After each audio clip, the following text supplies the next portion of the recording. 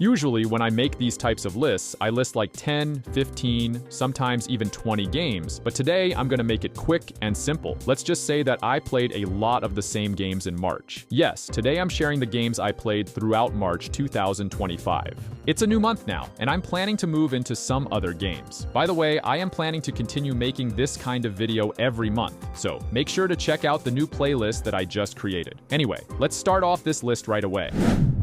So, let's start with the first game that I played, Tomb Raider, the 2013 version, the reboot by Square Enix. I played a lot of this last month, and yes, I've managed to beat it again. I have beaten this game before too, back when it came out. In fact, I played it twice already, and here I am playing this game once again. It's a very short, focused, and compact experience here. And despite the new design approach, which, it did veer off from the original series, the PS1 series, PS2 series, whichever you may want to classify it, the story is a jumbled mess, but I love how this game just emphasizes exploration and puzzle solving. Yes, they did add some shooting action in there, which some people, find very superficial. But at least, of course, it's still engaging, despite the gear upgrades that are more linear this time around, the skill trees that sort of streamline the game more compared to the original Tomb Raider series. But I'm glad that the 2013 Tomb Raider is still good, despite the fact that it's already more than a decade old. I really do like the cinematic stuff. I really do love the action here. Exploring tombs is still awesome, and the game's version of a pseudo-open world works for me. It's because, each area did give more stuff for discovering secrets, and exploring with the gear progression just felt so much fun. Like, being able to look through some crevices, some caves, and unlock some stuff just felt so much fun. And the combat was just amazing in this game. Yes, it's just a shoot and cover system here, but everything just felt just right in this game. I mean, yes, the puzzles are kind of superficial in this one as well, but at least everything ties things together, from the story, from the narrative, from the shooting mechanics, from the open-ish world in the game, semi-open world. Everything here just felt so much fun, and I really do love playing this game. But the game isn't perfect. Although the game looks fantastic, I did have a little bit of seizure when some of the shadows were rendered on the game, and to be honest, it wasn't the biggest problem and can be easily overlooked. Other than that, everything here, the experience is still fantastic. That's the only nitpick that I have for this game. This game is a treasure in the bargain bin of the Steam library, and yes, I'm glad I played it again. Now, if you haven't even tried to touch this game even up to this day, I assure you, this game is really worth playing. Next up is Figment 2 Creed Valley, a very interesting action-adventurer puzzle music game, which sounds exactly as insane as it is. It's the sequel to the 2017 game, and it's a great sequel. I'd even argue it's a better game than the original. Sometimes a game realizes what made the original interesting, but that's less often than you'd think, actually. Sometimes sequels lose sight of that, but for the good ones, they do. In this instance, the main thing it does, essentially, is that it gives you more of what's good. Obviously, they're improving things here and there. It looks a little bit better. They clearly wanted to expand the scale of the game a bit, but the thing they really expand a lot is the music aspect of it. In the original game, you had these musical boss battles, and they were a huge selling point. They were a big highlight, but they were fairly limited. The big difference is that there's a lot more of them, and they're more involved. So rather than just a single song, the songs often have multiple verses and expanding lyrics and that kind of stuff. I know that sounds silly, but I love it. The whole thing with these boss battles contrasting the main characters, it just works really well. I also think that they've done a much better job of expanding its scope and bringing in new songs while still keeping the main theme the same.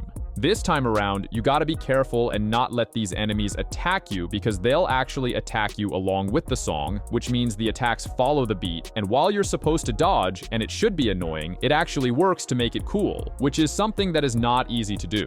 I really enjoy that aspect of the game. The music direction's wonderful. Everything's got a unique sound to it. Everything's very well done, very well arranged. The music is very colorful. Like, Figment 2 is a really beautiful game, and it does a great job of making everything sound beautiful as well. Each region has its own little musical themes. Sometimes it's just fragments, other times it's entire songs, often sung by the hero, Dusty. Can't tell you if Figment 2 is gonna be for you or not, but I can tell you that if it sounds appealing, it will be. And if it doesn't sound appealing, you're wrong.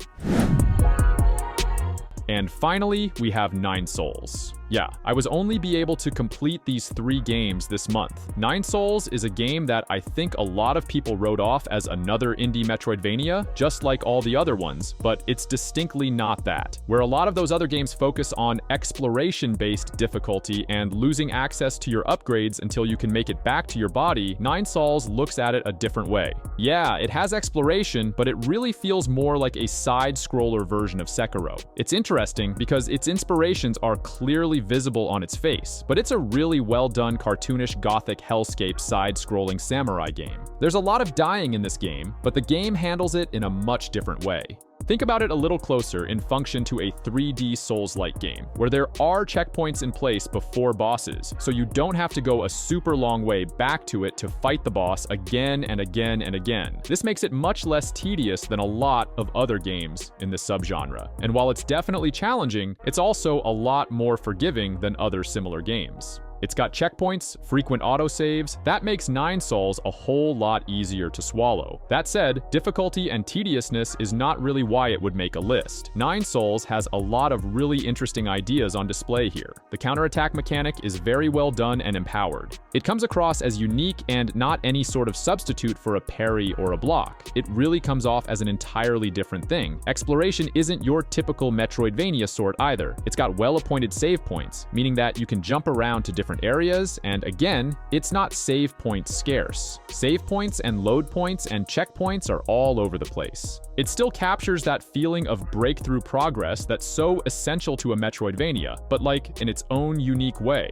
Don't let some of the hype trick you though. A Blasphemous-style game is not what you get here. Like, there is some platforming, but it's not the trial and error sort that you would see in a game like Blasphemous. It's maybe a little bit trial and error because there are some kind of weird slopes that you have to deal with, but by and large, this isn't about precision platforming. It's about exploring distinct environments, learning enemy attack patterns, unlocking shortcuts, stuff you might expect in a Metroidvania.